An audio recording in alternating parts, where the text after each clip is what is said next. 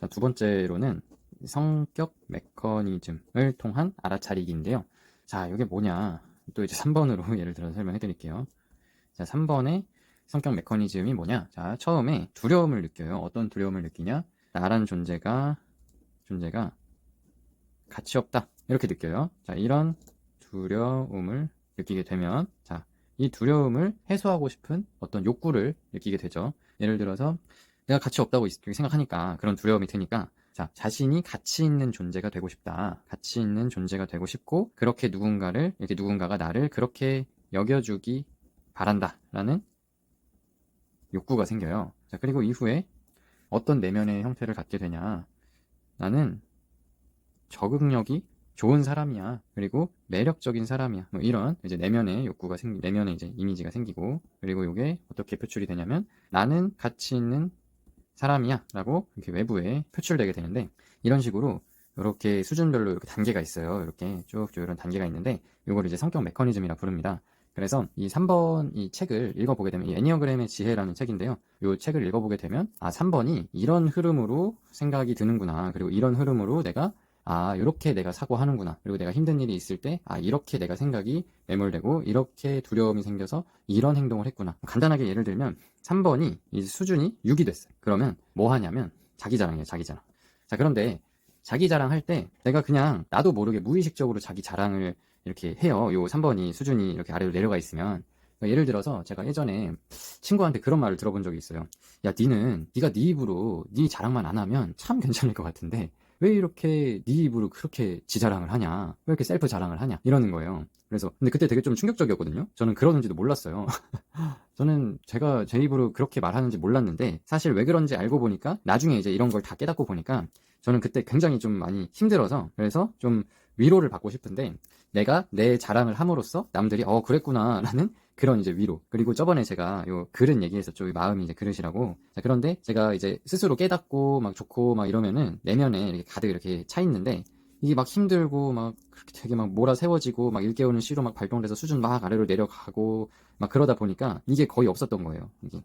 그래서 막 이만큼밖에 없어, 물이. 그러니까 여기서 뭔가 채우고는 싶은데 이 채울 수가 없는 거예요. 남들이 나 칭찬도 안 해주고 나 힘든데. 그래서 결국에 이런 과정을 통해서 결국에는 이제 자기 자랑을 하게 되는 거예요. 왜냐하면 이거를 이렇게 채우기 위해서. 이해되시죠? 자, 그래서 내가 자기 자랑을 한 이유, 원인, 내가 왜 자기 자랑을 했지? 내가 그때 이런저런 상황에 이런 마음이 들어서 자기 자랑을 하게 됐구나 하고 근본 원인을 파악을 할 수가 있는 거예요. 이 성격 메커니즘을 잘 알으시면. 그래서 여기서도 제일 중요한 질문이 왜예요? 처음에 제가 말씀드렸잖아요. 왜 화나는지, 뭐 왜 슬픈지, 왜 기쁜지, 뭐 이런 거 알아야 된다고. 그거를 확실하게 알려줄 수 있는 게 이 성격 메커니즘이다. 이 성격 메커니즘을 잘 이렇게 깨달으면 스스로 왜 내가 이런 마음이 들었고 왜 이런 행동을 했는지, 그리고 이때 왜 이런 감정이 들었는지 좀 빠르게 파악을 할 수가 있거든요. 그러면 그렇게 계속 알아차리다 보면 자연스럽게 수준이 올라가요. 수준이 쭉 이렇게 조금씩 상승을 합니다. 그러면서 점점 내 본래의 모습이 나타나게 돼요. 자, 좀 예를 들면 저 같은 경우는 원래 이 3번으로 태어났어요. 3번으로 태어났는데, 각자 유형들마다 어린 시절의 패턴이라는 게 나오거든요. 요거 나중에 또 설명해 드릴 건데, 그런데 저는 3번으로 태어나긴 했는데 9번에 이 극한의 두려움을 느끼는, 그러니까 한마디로 소중한 것과의 연결이 끊어지는 예를 들어서 이제 뭐 예를 든 건 아니고 이제 제 얘기인데, 어머니가 어릴 때 좀 많이 아프셨어요. 그래서 어머니가 돌아가실 수 있는 그런 상황까지 갔었어요. 그래서 이제 어릴 때 그게 얼마나 충격이었겠습니까? 저한테. 그래서 굉장한 충격으로 다가왔고, 그 연결이 끊어질 것 같은 극한의 두려움에 사로잡혀가지고 이렇게 3번의 성향이 9번의 성격으로 이렇게 막힌 거예요. 이 3번의 본질이. 그래서 이런 식으로 뭔가 과거의 무언가의 일 때문에 이렇게 이 본질이 막히는 거를 이 책에서는 검은 껍질이다 이렇게 불러요. 근데 이 검은 껍질이 이제 뒤덮이면 나는 3번인데 9번처럼 살아요. 그리고 나중에도 알려드리긴 할 건데, 뭐 3번, 6번, 9번 뭐 이런 식으로 좀 연결이 돼요. 뭐 2번, 4번, 7번 뭐 이런 식으로 이제 상태가 좋으면 4번이 2번의 성격이 나타나고, 뭐 상태가 안 좋으면 4번이 뭐 7번의 상태가 나타나고, 뭐 이런 게 있어요. 그런 연결 관계가. 근데 아무튼 저는 어릴 때 이런 경험을 통해서 이 9번의 성향으로 자라나다가 이렇게 하나하나 나에 대해서 깨달아가면서 결국에 이 검은 껍질이 좀 많이 벗겨졌어요. 이게 알아차리기를 통해서. 요 알아차리기를 통해서 없어지어요, 점점.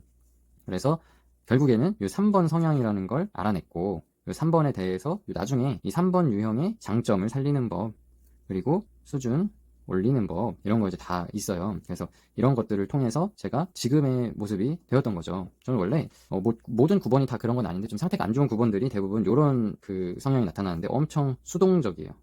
그리고 의욕이 없어. 제가 딱 이랬거든요. 엄청 수동적이고 되게 의욕 없고 뭐 별로 딱히 세상에 나가서 하고 싶은 것도 없고 그냥 사는 대로 살고 물은 물이고 뭐 그냥 되게 그렇게 의욕 없이 좀 소심하게 살았어요. 그래서 지금의 이런 모습이 되기까지는 참 오래 걸렸긴 한데 아무튼 이렇게 나에 대해서 찾다 보면은 나도 몰랐던 내가 발현이 돼요. 그래서 지금 저희 어머니는 제가 이렇게 막 강의하고 막 이러는 거 보면은 진짜 깜짝 놀래요. 어릴 때는 그렇게 수동적이고 소심하고 의욕 없고 그런 애였는데 어떻게 이렇게 됐는지 참 놀라워 하시면서 저희 어머니한테도 뭐 이렇게 애니어그램 좀 많이 알려드렸거든요.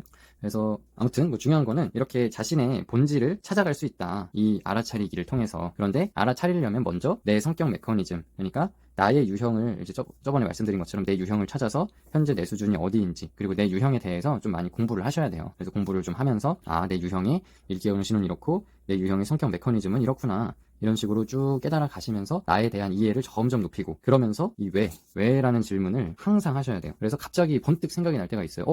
나 왜 이러지? 이렇게. 그리고 나 이건 왜 좋아하지? 예를 들어서 이것도 하나 좀 설명해 드릴게요. 저는 예를 들어서 다음날 아침에 뭔가 계획이 있었어요. 아침에 계획이 있었는데 갑자기 제가 이제 늦잠을 자버려서 계획한 거를 다 못했어. 그럴 때 저는 엄청 화가 났어요.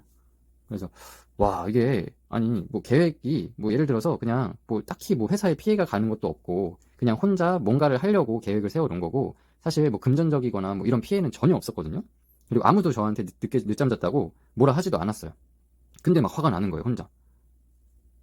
그때는 막 화가 나서 그냥 이거 왜 이래? 이런 식으로 막 화를 내다가 나중에 혼자 생각해보니까 이해가 안 되는 거예요. 왜 이렇게 화가 나지? 솔직히 좀 그렇지 않나요? 이게 뭐 화가 날 일인가? 그냥 늦잠 잤네 하고 말 수도 있잖아요.